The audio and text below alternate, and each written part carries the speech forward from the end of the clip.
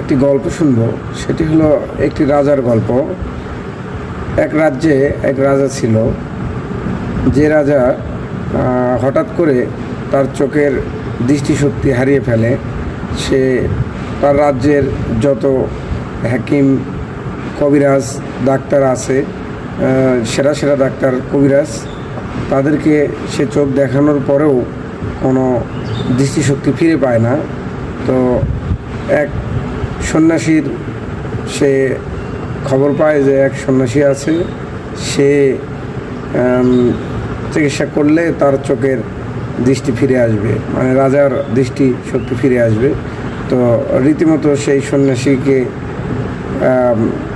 ধরে আনা হলো এবং যে রাজা সাহেব চোখে দেখতে পাবেন, আপনি সব কিছু লাল কালার করতে হবে, আপনি শুধু লাল কালারটাই দেখতে পাবেন আপনার চোখে, অন্য কোনো কালার আপনি দেখতে পাবেন না। রীতিমতো সেই কথা অনুযায়ী রাজা তার প্রাসাদ, তার বাসভবন, সবগুলো জায়গায় সে লাল রং করলো এবং রাজা তার যে সেনাপতি, সৈন্য, তার যে দাস দাসী ছিল, সবাইকে লাল পোশাক পরিয়ে দিল, যে তাদের পোশাক হবে এখন থেকে লাল। তো রাজা লাল ছাড়া কোনো কিছু দেখতে পায় না। হঠাৎ একটি রাজ্যে ভ্রমণের জন্য রাজাকে যেতে হবে, রাষ্ট্রীয় কাজে। তো রাজা কিভাবে যাবে? রাজা তো দেখতে পায় না।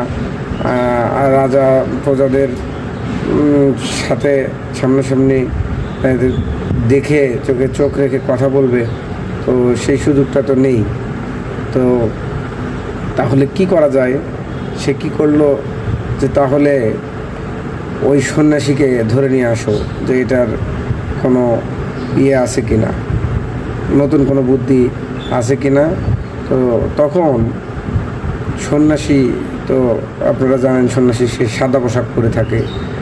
তো সন্ন্যাসীকে ধরে আনা হলো। তো সন্ন্যাসীকে ধরে আনার পর রাজার রাজপ্রাসাদের যে কর্মরত কর্মকর্তা, কর্মচারী যারা রয়েছে, তারা বালতি বালতি রং, লাল রং সেই সন্ন্যাসীর গায়ে নিক্ষেপ করলো। তো নিক্ষেপ করার পর সেই সন্ন্যাসীর শরীর পুরোটাই লাল হয়ে গেল। তারপর রাজামশাই সেই সন্ন্যাসীকে জিজ্ঞেস করলো যে কি অবস্থা, তোমার এই অবস্থা কেন? তো সন্ন্যাসী বলল যে